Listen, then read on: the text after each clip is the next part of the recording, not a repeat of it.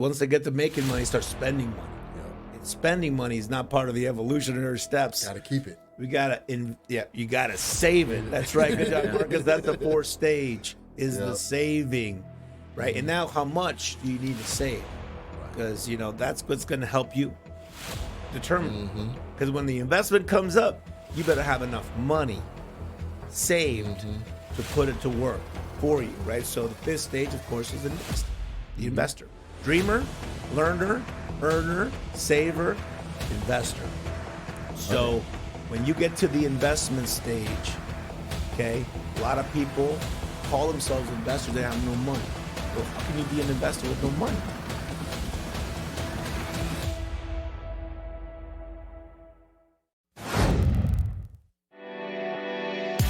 You're listening to the AZREIA Show. If you're looking for quality real estate investing information that you can trust, you've found it. Stay tuned and join the tens of thousands of members that have already benefited from AZREIA, your home for education, market information, support, and networking opportunities that will advance your real estate investing career. Welcome to another episode of the AZREIA Show. I'm your host, Marcus Maloney, and we have our executive director and co-host, Michael Del Prete. Hello. And today we're going to be talking with JP DahDah, and we want to talk about self-directed IRAs, right? Mm-hmm. There's a lot of misinformation about self-directed IRAs, and there's a lot of credible and great information about self-directed IRAs. So we wanted to bring JP in from Vantage Self-Directed IRAs to discuss IRAs, and Vantage has been a loyal, long-time business associate with AZREIA. So we wanted to bring in the people that we refer to you as loyal listeners. So JP, man, how are you doing? Thanks for having me. I think this is great. I'm the first-time podcaster here for AZREIA. I've been in, like you mentioned, I've been in this community since almost since I started my company back in 2004. I started Vantage in June of 2004. It was formerly known as Entrust, Arizona, but this was the first probably community that I had to get involved with. Obviously, we talk about real estate investing and all the different things people can do with their retirement accounts, but the Arizona Real Estate Investor Association was certainly the first organization that really kind of opened their arms to me and knew that we were about educating the community and that folks that were real estate investors really needed to understand the different funding sources that they had, and I think that's the big aha moment, mostly when we talk about self-directed IRAs, is just, IRAs have been around for a long time, but like you mentioned, there's a lot of misinformation, and we start these businesses, or we're in this business to inform the community nationally, but obviously in Arizona, folks that are doing deals all the time and are wanting to learn about different types of strategies. We just feel like, look, there's a vehicle out here that's tax favored, and it can also be used in many different creative ways to build wealth through real estate. And thanks for having me. It's been great to be able to be there at your monthly meetings for many years. Obviously, there's been different folks at Vantage who have been at the tables and been at the meetings, but I'm typically the one that comes in for the education and the workshops and things like that. So Mike's been with Alan before and now with Mike. So thanks for having me. This has been great. Excellent. Thanks for being here, man. So tell us a little bit about your background and how it evolved into IRAs. Well, I graduated from the University of Arizona. Go Cats. Bear down. And the audience is gone now. It's all good. I right out of college, I became a financial advisor.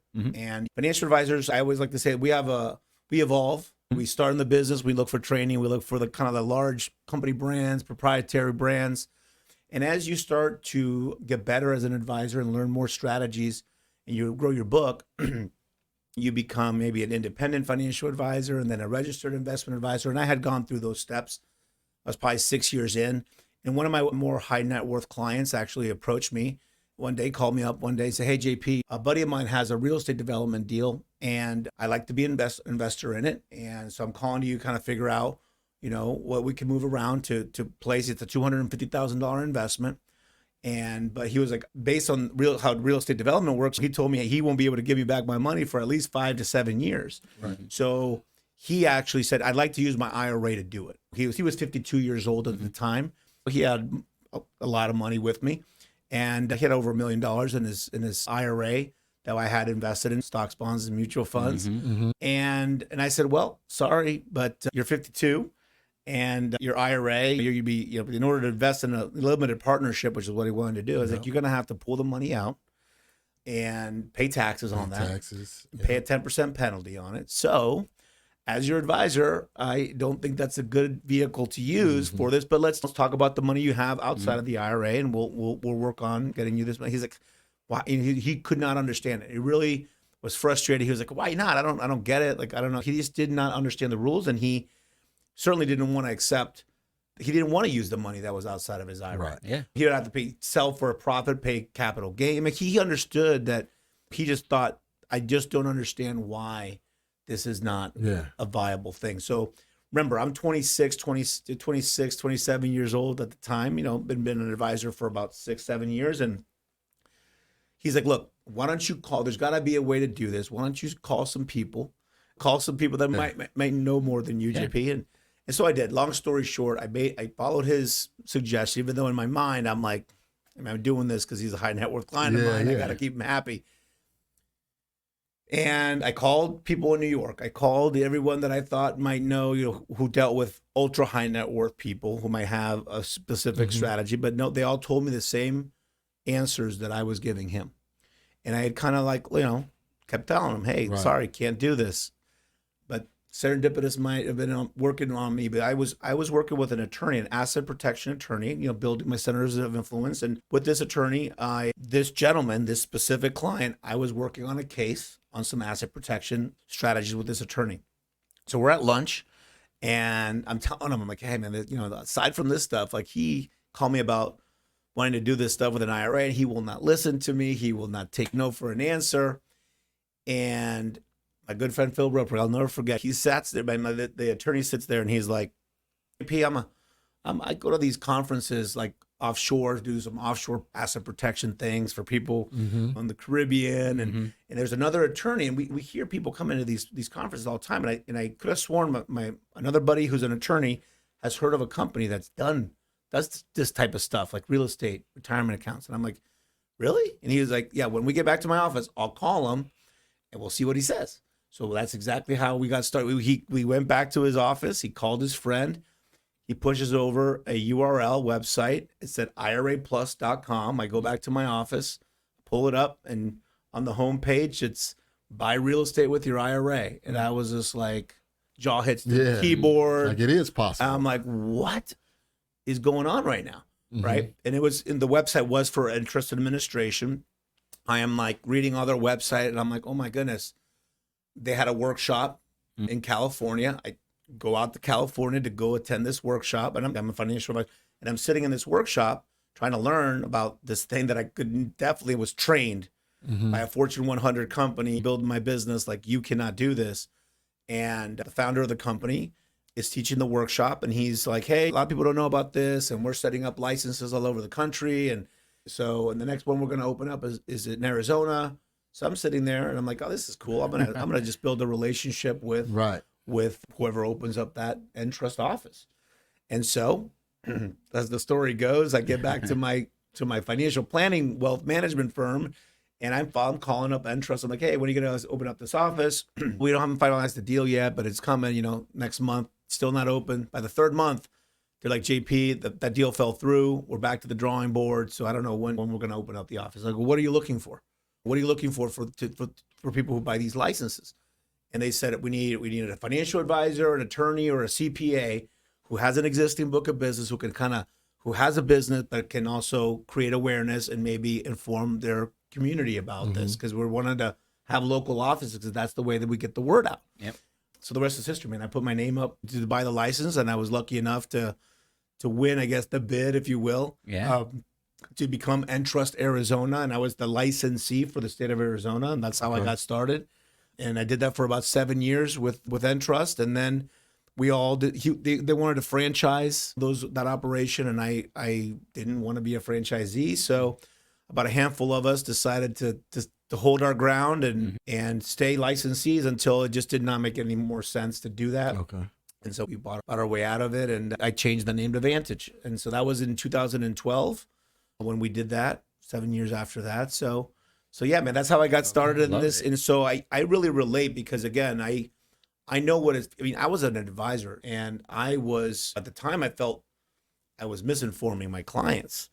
You know, when I heard this information, I heard and I validated it. It was like, Well, yeah, let's talk about that because Yeah. that's a key piece. Even a couple of years ago, my wife helps out her father and we're in real estate, so we're like, we got to put money in real estate, but you go to financial, no, you can't invest in real estate. You don't want to do like, so it's like I'm sure a lot of our members deal with that. They have money with the financial advisors. They trust them. They've been working with them for years. Maybe they're doing fine. But yeah, they want to move and try other things. So what do you say to those members dealing with that situation, and two, the financial advisors that are unsure about real estate? yeah. So, since I was a financial advisor and I was actually a registered investment advisor, which means that you're a fee only, you're a fiduciary, you do what's in the best interest of your client. You're not looking for commission. So typically that allows you to have a much more broader array of advice, basically, right? Because you're not being told by any company, you have to sell this product. Right. Which You're happens too. Which happens, yeah. So that's what I mean. Happens a lot. Advisors have an evolution is what I said. You start typically and then you kind of evolve, and the more freedom you want and more independence, you kind of have different licenses and different ways that you can structure your practice, right? It really hit home to me. I at that moment when I heard about this, I was like, I saw how broken this financial industry was. It was this is a systemic problem, right? Because the thousands and thousands and 30,000 plus advisors in this country are trained that this is the way things work. And you can obviously understand that when you're your typical traditional brokerage or your typical financial company, you not only, manufacture and create products for your clients, right, that have your name on it. You give advice and get paid for the advice, right? And you're also obviously in the business of selling those products. So, that's three different ways to monetize a business model. And so I could understand like their self-interest in not wanting to let this information be public. Yeah. But to me, that wasn't the seat that I was in. I was in the seat of wanting to help people achieve their financial goals. And you get to a point as an advisor where if you were my client, Mike, you'd be like, yeah, I like real estate. Okay, so my job is to try to help you if that's the way we're going to put your money, then it's my job to figure out who we can vet to who's doing that successfully, because you're going to be more comfortable. You're going to stick with my plan. I'm still going to try to help you know how much money to save and all that good stuff. But I really took my job to heart. I really wanted to help people and serve people. And so I was very disenfranchised when I heard about this. I was like mad. I kind of was like, I'm going to divorce myself from my industry because I see a huge problem here and I don't want to be part of the problem anymore. I want to be part of the solution. So that's why, pivoting to Vantage made so much sense for me. But how do you address it? Well, you address it. Number one is the way I address it, even as Vantage, I came across a lot of people. It's like, I know you have to understand how an advisor is positioned, right? If they're a registered representative for a company, they're restricted even if they don't want to be restricted. Yeah. So you can have an AZREIA member go to them and say, here's what I want to do. But there's only a couple responses to that. It's either I can't help you. Like, okay, this exists, but I can't help you, right? Which is typically not. Nowadays, it might be the answer because people have actually learned a little bit more about self-directed IRAs and that these things exist. So for me, it was always a credibility question. I was like, if I would go to an advisor and say, look, do you want, I'm going to go, we're spreading this message. This is reality. This is the rules. This is the truth. You have two choices. Either you learn it, I help you help you learn it so that at least you're giving people the right messaging. Because if I get in front of people and I educate them about this, they're going to come to you. And if you say it can't be done, guess what? They're going to believe that they've outgrown you as a financial advisor, or that, you know what, you're not a very good one, or because they expect you to know this information, right? Just like my client expected me to know this information when he came to me. And I thought with a lot of confidence that I knew that what I was telling him was the fact, and it wasn't. And so, because those clients are coming to you, right, to seek your advice. They're paying me for that. And they're leaning on your expertise. Of course. And as, sometimes as some of these fiduciaries, like you said, they have those certain boxes. They try and put everybody into a box. Okay, we have these products. Maybe you can fit in this box or this box or this box. So working as with self-directed IRAs kind of give us the blueprint or the foundation of what a self-directed IRA is versus like a Roth or a traditional IRA. Sure. So, I mean, the first thing I want to let your audience know is that a self-directed IRA is not a different type. It's not a different type of IRA. Like you said, traditional, Roth, there's a SEP, there's a simple, and then there's a self-directed. No. Any retirement account, traditional, self-directed IRA, Roth, self-directed IRA, they all can be marketed, okay? So self-directed is a term that is placed in front of the word IRA as a marketing term because our industry had to have some way of differentiating what I would call stock market restricted accounts that companies offer and the accounts that we were offering, right? Because they're the complete opposite. Now, the aha moment that I guess the easiest way to understand this is, look, IRAs were created by the U.S. government in 1974. Okay, that's when they came out. And when they came out, they have certain things like we got to have a custodian, and we got to make sure we regulate these things because you're keeping your people. We want the American public to be able to be incentivized based on the tax benefits we're giving them to contribute for their own financial future. Right. Now you got to keep in mind the government has something called Social Security. Like they're supposed to be, you're paying into that, right? Just like you would pay into an IRA. And they're controlling how that money is being invested. But people are living longer, right? This money's maybe not be invested exactly great. No pensions. And things like that. Things like profit, those are called defined benefit plans. The benefit plans they started to find out that we need to change this. This isn't working. We need to have a defined contribution plan. And we've got to get something so that the American public starts saving for their own because future. it took the responsibility off the corporation. Exactly. And the government a little bit, right? So that's when they were created. So the punchline here is that there's a big difference when these accounts were created. You could invest in all the same things you could invest in today. Now, the companies that signed up to become these custodians and administrators of these accounts, they had a choice to make. What's our business? What's our business model? Like, I'm going to offer these accounts to the government, to the American public, but we're also selling products here, right? So you would walk back in 1975, 1976. The contribution limit was $1,000. You go in there to, let's say, Bank of America, right? And so you got your banker, and they're like, "Oh, we got these new accounts called individual retirement accounts, and you can put $1,000." And so let's assume it's for your. I put my $1,000 in, right? Well, that banker's gonna say, "Great, can I offer you a CD, certificate of deposit? Can I offer you what are the products that we have that I can now offer my client, my banking client?" And so that was the genesis of this perpetuated misconception and misinformation, truly, because Bank of America isn't in the business of finding how to find you fix and flip property, right, Mike? Sure. They're not in the wholesale business. They're not trying to get you into a cryptocurrency. I mean, I shouldn't even say crypto. Back then, it wasn't like anything alternative to the stock market wasn't their business model. So I always say to people, I said, there's a huge difference between what the government allows us to do with these accounts. And they're all different types: traditional, Roth, SEP, simple, 401k, 403b, 450s. I mean, there's a lot of different types of retirement accounts, plans. And what a company allows you to do with this plan, with these accounts. So companies like Vantage, right, a self-directed IRA company, is set up a business that says, look, there's plenty of other IRA companies that typically we call them traditional brokerage company IRAs that are in the business of not only offering the account, doing the administration, doing the IRS reporting, everything that we do, but they're going to restrict you to only invest in the stock market. So if you want to do other things, which the government lets you do, you have to set up an account with a self-directed. Now, why self-directed is the term? Because we don't sell products. Because companies like Vantage, we don't give advice to our clients. It's the account holder that's in control of their money. Gotcha. And I think that's what the big attraction is for a lot of people.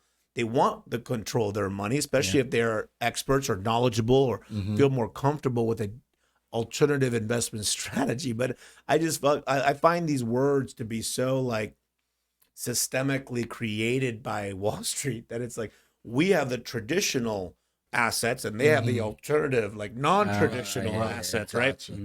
It's risky. You don't want to do that. Oh my God, you might lose all your money. Like, we're super smart. Let us help you. We're the advisors here. We're licensed to select these things.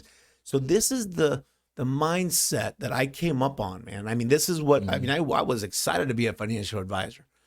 And you know, if you're going to grow a financial wealth management practice, you want to learn all the different ways, and you get a lot of clients that have a lot of different investment appetites. In fact, it could be a couple. One's conservative, one's aggressive. One hates real estate, one loves real estate. One wants to buy, you know, high growth stocks. One, please don't do that, honey. You know, so you're like working almost like a therapist in some of these relationships. And so your job is to align interests and appetite and goals and the money that they're saving.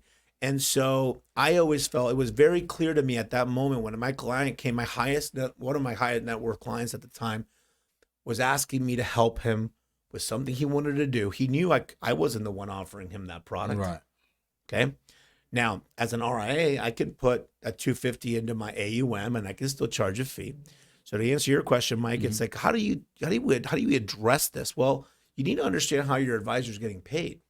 If they're getting paid by commissions on products, they're not going to want to, or not going to want or feel that they can help you with trying to select things that are not in their wheelhouse or they're licensed to sell you. Okay.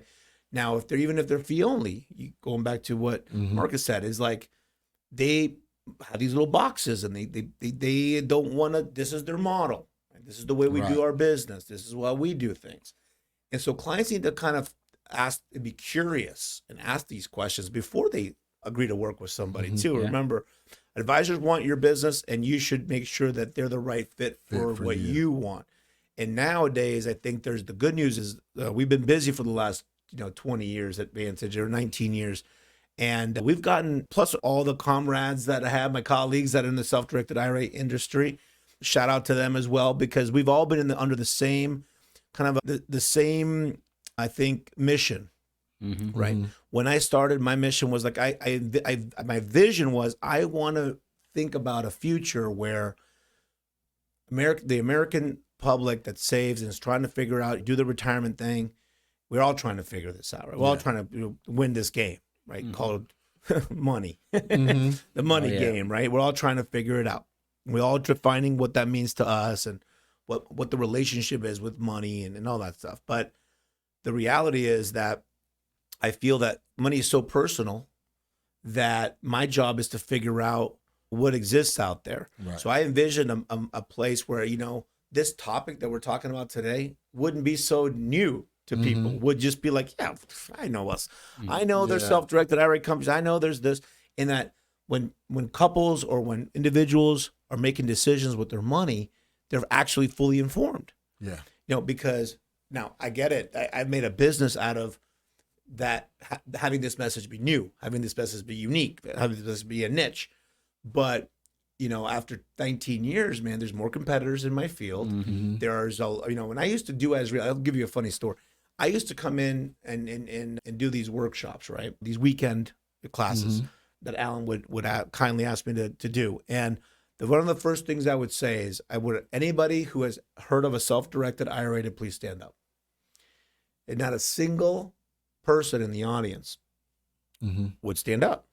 I mean, that's how much of I wouldn't say secret, but that's how much no one had ever heard of this concept. If I was to go to the monthly meeting this next month and ask, or you ask, hey, how many of you all, have you heard of a self-directed IRA? At least stand, not do you have one, right? But have you heard of what a self-directed IRA is? I guarantee you that I would hope that at least 70% of the room would stand up. Well, JP, and a lot of that changed because of the dynamics around money change, right? And what I was alluding to earlier is, back in the day, let's just say 20 years ago, 30 years ago, our parents or whatever, they went to a job, had a corporate job, or they worked at a steel mill or something like that. And their whole goal was, let me work for 30 years, 40 years, retire, get my gold watch, but I have my pension, right? And now, since that responsibility was taken off the corporation, they don't have to provide that pension now. They leave it up to us as the individuals to be informed about money. Now we have to understand all of these concepts that we wasn't taught as kids or whatever, learning how to move money around, what's an IRA, what's self-directed, what's not. It leaves the responsibility on us. So if someone wanted to start a self-directed IRA versus saying, hey, just go to JP, what's the process and what should they do? I'm really glad you asked this, because I think ultimately we can talk about this concept all day, but the reality is the people who have these accounts are the people who this account solves their investment problem, their dilemma, right? And that's why I want to be clear. It's like I'm on here today to say everyone should have a self-directed IRA, right? You need to know the difference. Who should have a self-directed? Well, this is the deal. If you have money in a retirement account, doesn't matter what kind, okay? The question you want to ask yourself is, what do I want to invest in? What do I wish I could invest in? What do I feel comfortable? Where do I think that my money can go to work for me, and that it might help me win the retirement game, win the money game? That's the question. Is like, what do I believe? Now, to your point, that question, a lot of people, they're like, I don't know. I have no idea. I don't know. Like, that's a scary thought, Jay. Like, I'm going to delegate my responsibility to my advisor because he's smarter with this than I am. And so that's what happens, right? You just start, it's the kind of set it and forget it. I go to work, they told me to put this money in a 401k. They give me a few options. I don't even know how to, what did you put, Mike? What did you put? Right, yeah. Let me just check the box, and I hope. And then, it's like, so we've delegated the financial responsibility of the knowledge to others. Yep. And then sometimes when we get caught with something that didn't go as well, we're mad. We're angry. Hey, I trusted you. You're my advisor. You screwed me. I'm about to retire. Now I can't. Right. So all that energy, all that negative energy happens. And what you learn is a lot of the advisors, they have no control over your money anymore than you think. I mean, the reality is the market's the market, right? It's very volatile. And I can put you in something that historically has done well.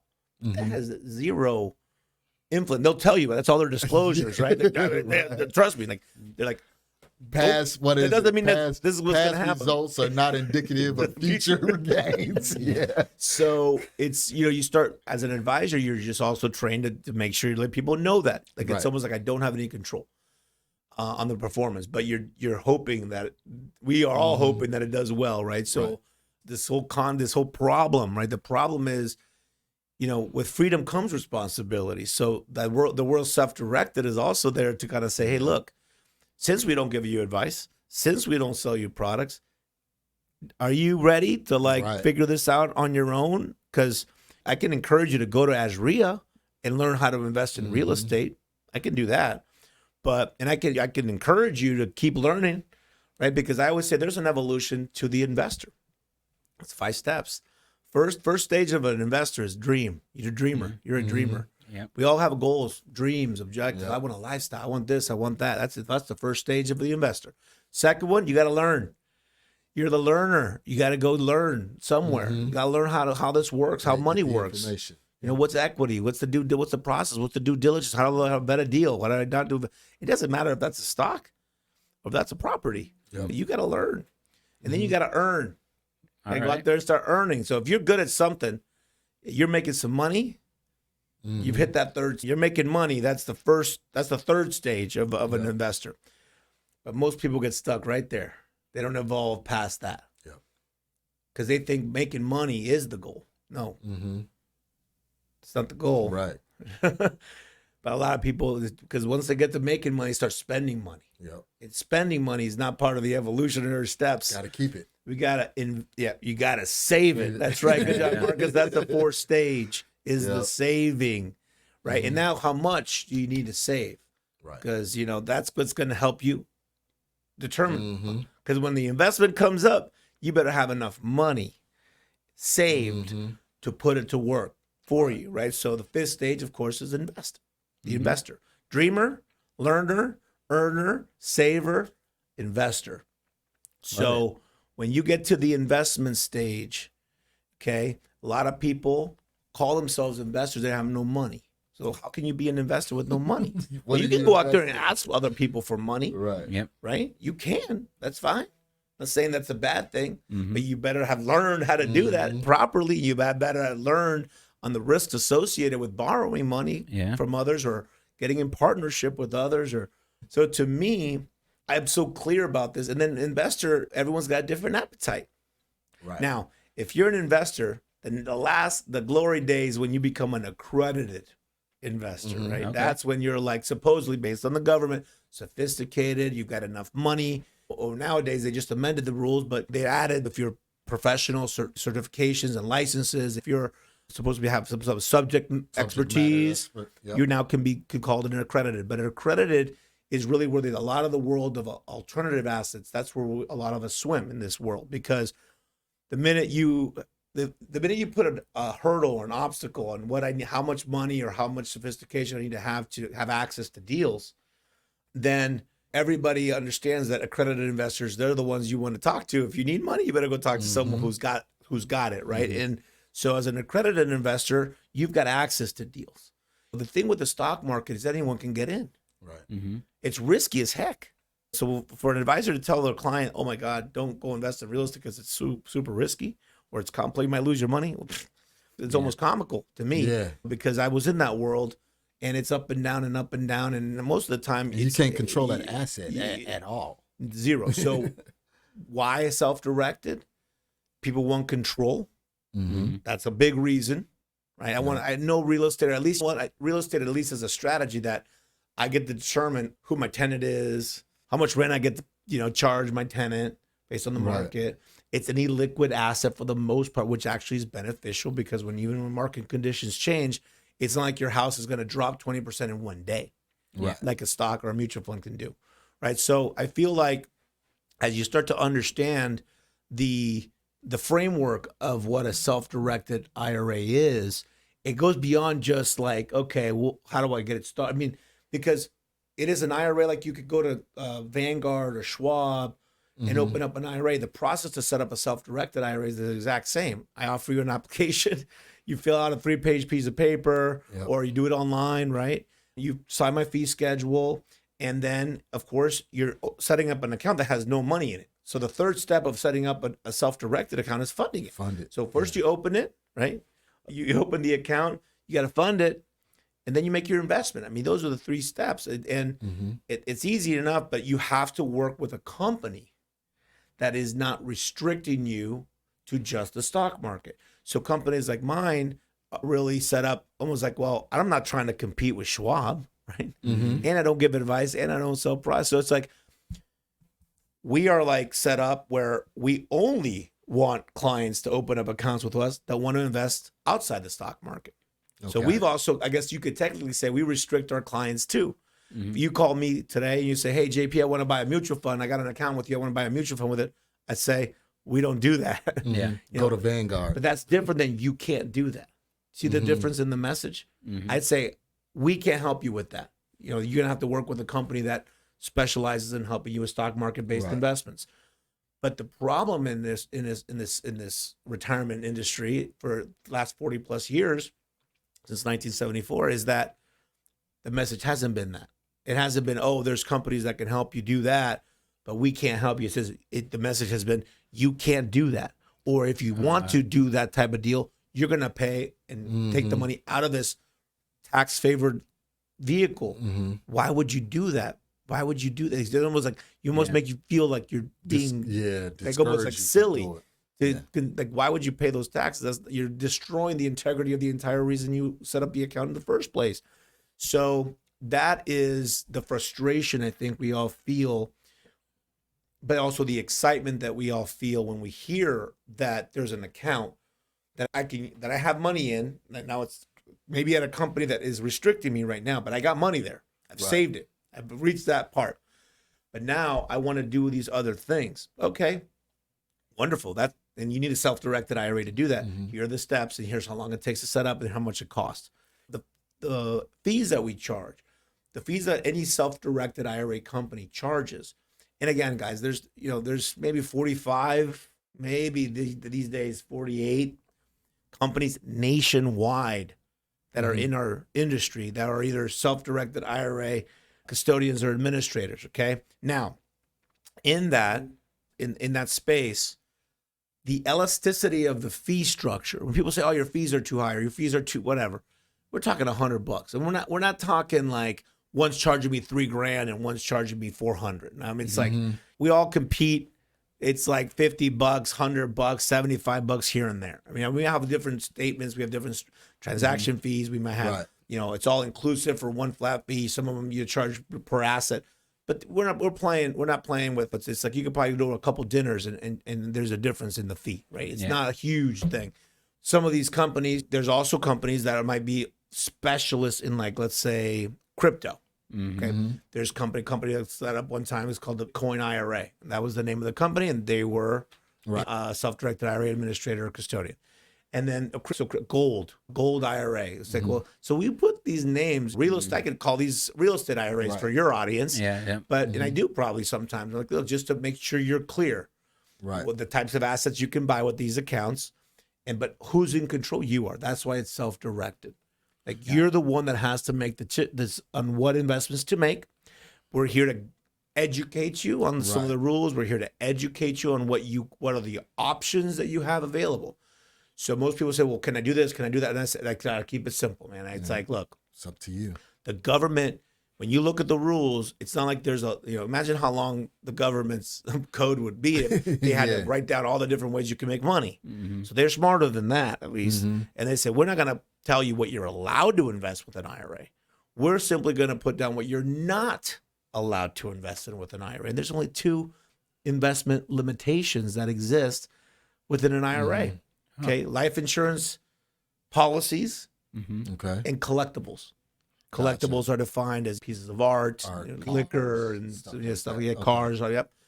So the first question I tell your audience or anybody who's wanting to listen, if they're asking, like, well, then what can I do? It's like anything you want except life insurance policies and collectibles. And also there's people you can and cannot work with. Right. So there's investment restrictions, which I just talked to you about, and then there's what I call people restrictions.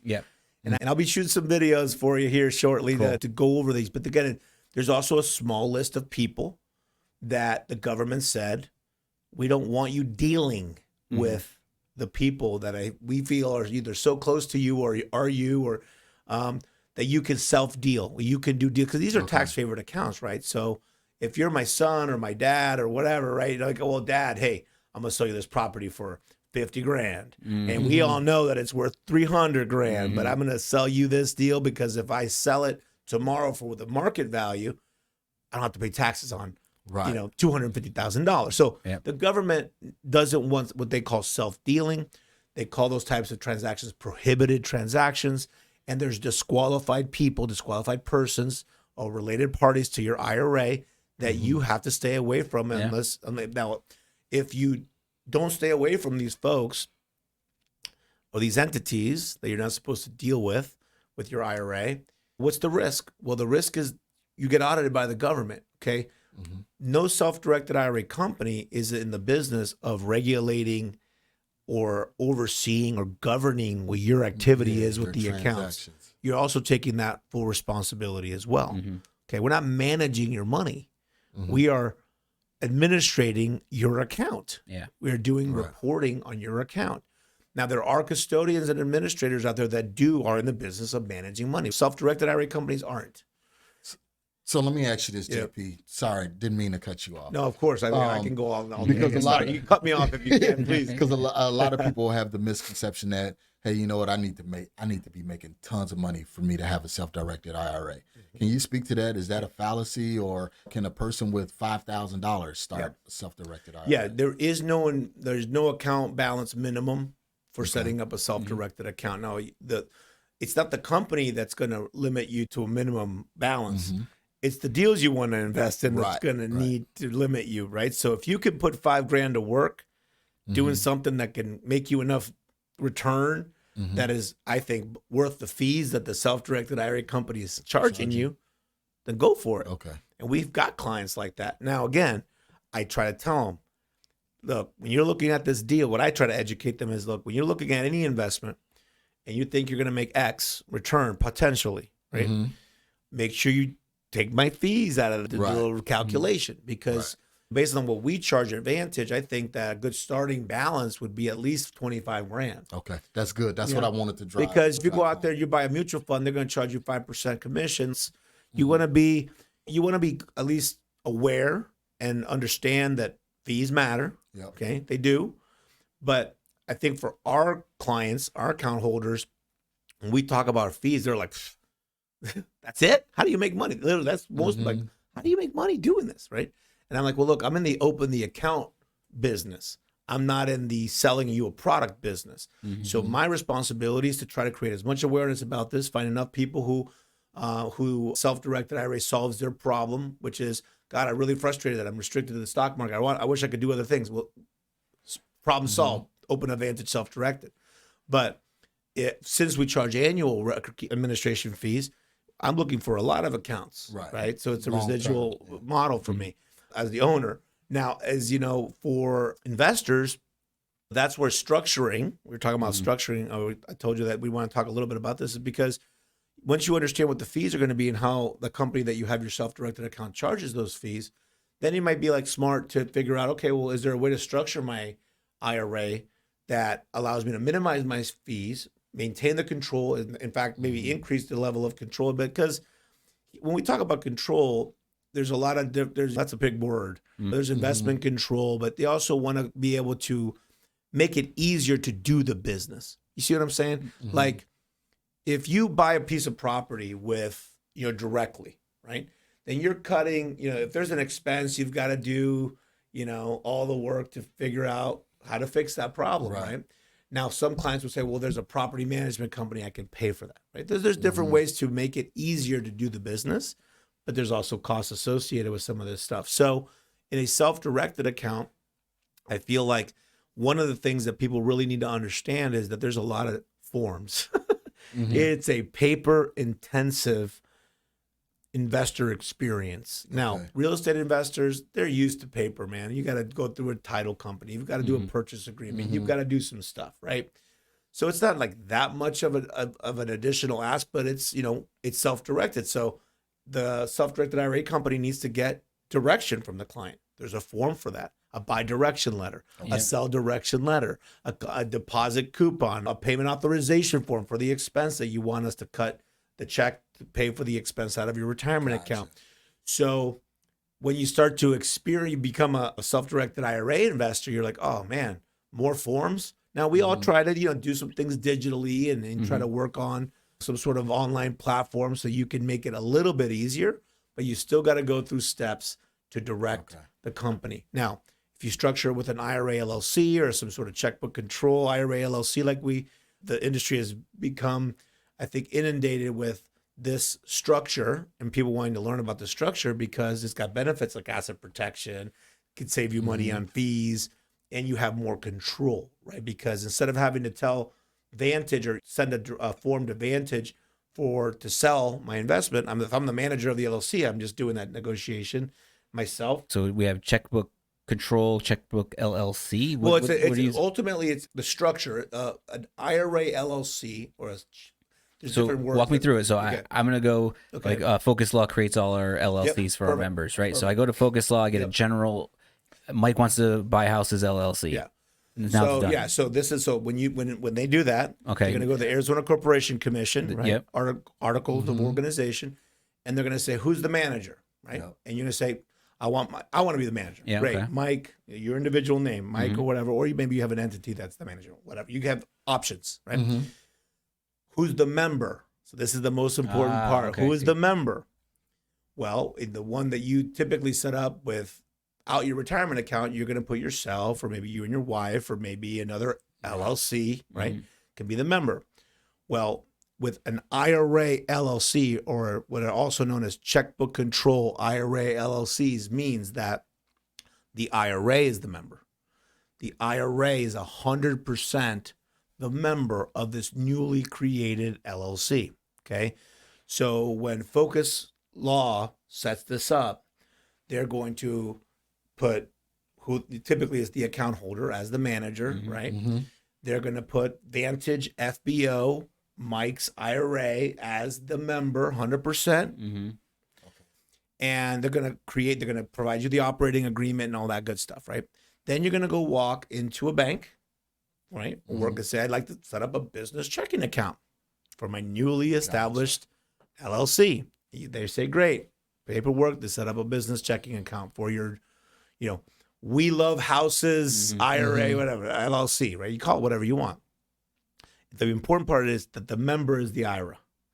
Now you send Vantage a bi-direction letter and you say, hey, the money that's sitting in cash in my self-directed IRA with you that I just transferred from Schwab, because I want to buy real estate, got the 250,000 sitting there, JP or Vantage, and you're going to say, I want to buy 100% of this company, this private company, with my $250,000. I'm going to do the initial capital contribution to purchase the membership units, right? So that my IRA owns 100% of it.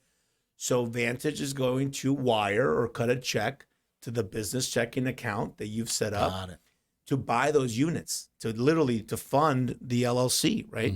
So now your IRA owns 100% of that business. But now you are the manager. So you've got a checkbook, right? And so now you go out and look for deals, right? And you say, oh, I found a deal.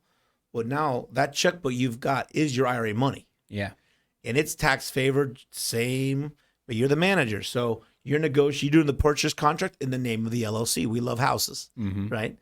And you are doing the purchase contract. And so that control of the process moving forward, just like you would if it was an LLC outside of your IRA, you're a manager, you're doing deals, you're paying cutting the check. Now you've got to just make sure you know the rules enough to know what you should be cutting checks for and what you shouldn't be cutting checks for. And that's what we teach also a lot of members at AZREIA, and we've done across the country, is like, you still got to know what the IRA rules are, because you can't cut a check to a related party.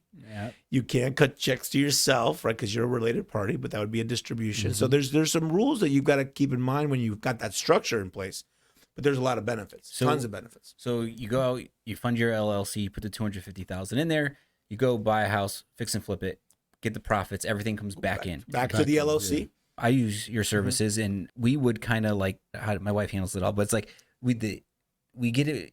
IRA, it's like personal name, IRA. So it's always the name of the custodian deal. or administrator, Vantage, and then FBO stands for the benefit of, and then it's the name of the account holder, and then the kind of account of the type of IRA that you have, Roth IRA, traditional IRA. And it's just a one deal thing. Go do the deal, the money goes back from title back to the Vantage account. No, when you haven't, not that's the LLC. I'm saying the separate. Yeah, that's if you don't have this IRA structure set up, yes, it goes. Everything comes in and out. So I see the benefit now. Yes, I see. So with people that don't want to go, they don't want to be fatigued with completing all those forms and waiting for our business hours, or maybe they're doing a deal on the weekend where they need to do a purchase contract, and they're like, oh man, how am I supposed to write this? It's like, those are the things that can sometimes, it creates either confusion or complexity in the eyes of the self-directed IRA investor. So we have always been very assertive, I guess you could always say. We've always been very wanting to educate people about structuring your account in ways that benefit you too, because we want you to have a good experience investing with this deal. It makes it so much better. And so if you feel it makes it better, great. If not, here's how it works if you're dealing directly with us or any other custodial company, right? It's like, the process is the same. The government needs to know that you're following the rules, right? So that's why even if you have an IRA LLC, you're still our client, right? Well, inside of your statement, your Vantage statement, it'll say, We Love Houses LLC, $250,000 holding, right? Now, every year you also get a fair market valuation form that says, okay, Mike, we need to know what the fair market value is of the We Love Houses LLC, because that's not our business either. Right. So you'll say, oh man, I thought I flipped 2 houses, and actually my checking account, a bank now says $342,000 in it, right? Or maybe you have some cash in the checking account and you have a deal where you own a property that you think is worth blank. Right. Well, you add those two things together, you fill out our forms, you submit it, and we adjust your statement, your record of from 250 to 342. Got There's it. no taxes, nothing happens, right? But our responsibility as the administrator and custodial company is we've got to send the government a form called the 5498. Okay, that's that annual statement that we've got to send to them that says what's the value of the account that you're holding for Mike. Makes Okay, sense. that makes sense. Yeah. That is Yeah, part thanks of what for you sharing pay that. us for. Yeah. Right. And so if you then, let's say you're now in retirement years and you're like, I want to distribute $1,000 of income to myself because I'm retired and no extra cash. If you got that IRA LLC, you've got to send a dividend check to Vantage, right? Okay. And then request from Vantage that we send you that $1,000. Gotcha. Okay. Because then we also do the reporting on the 1099. You're going to get a 1099 from Vantage, and we're sending the government a 1099 so that they can cross-reference that 1099 check, right? Let's say at the end of the year you got 12 grand that came from Vantage, from your Vantage account. You got a 1099 that says $12,000 on it from us, right? Well, you're going to put that income on your 1040, right? And so you're gonna add that income to your tax return. Yep.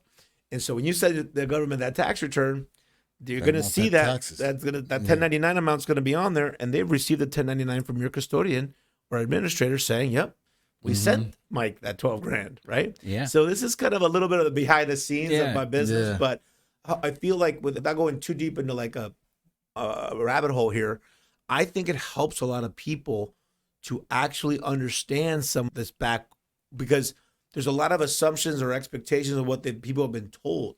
And so for me, a lot of the times it's not just letting your audience know what is a self-directed account. That's the easy part. Right. Self-directed account is an account that you can invest with things outside the stock market and a podcast.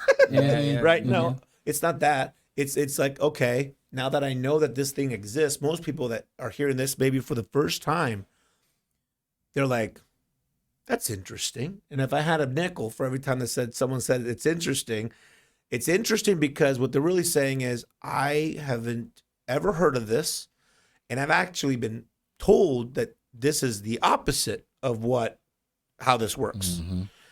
And so now they're in what I call the validation stage of this message, right? First, it's the aha moment, the eureka moment of like, oh, wow, really? This exists?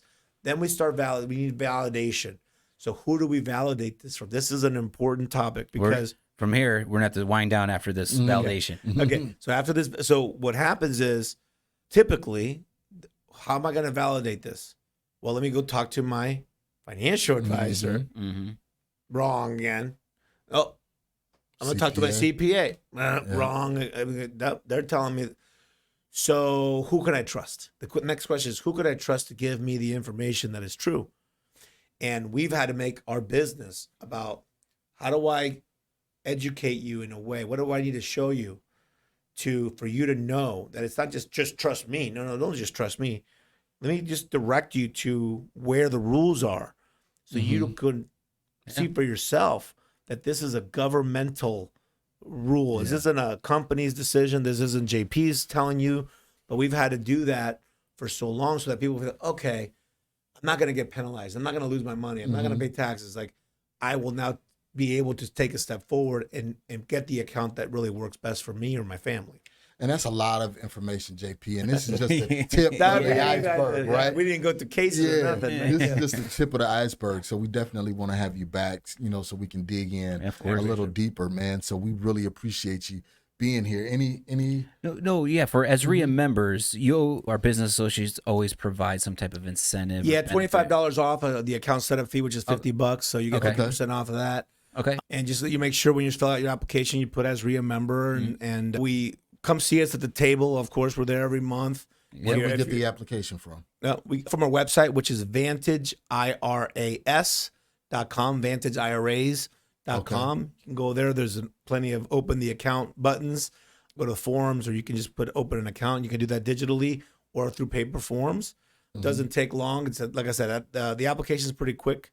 And then it's the transfer process that really can take somewhere between 7 and 21 days, because the company that you're getting your money from, it can drag their feet a little bit on it. But and you guys have paper applications at the monthly meeting when you're there. yeah, right? we do. Okay. All right. So you come to on the second Monday of every month at venue 8600. You can meet JP and his team, get the application, get your account set up, get the 50% discount off your setup fees. Then I really want to dive deeper in. Then you're going to go over to Mick's booth at Focus Law. Yes. You're going to get 50% off your LLC based on his website for $385. And you're going to get that Awesome. self-directed Love LLC. it. Yeah. Absolutely love it. Let's And do- if you've been hearing some bad information, please swing by, ask us the questions. Yeah, We absolutely. can certainly help Why you. you guys are there. Yeah. Validate whatever to be true or not true.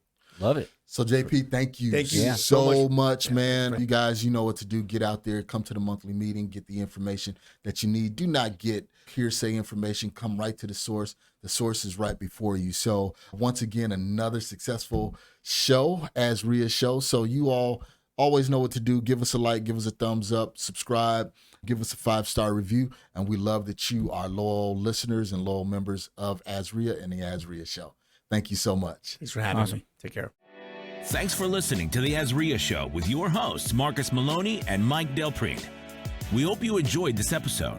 If you found this information valuable, head over to AZREIA.org and learn more about our community.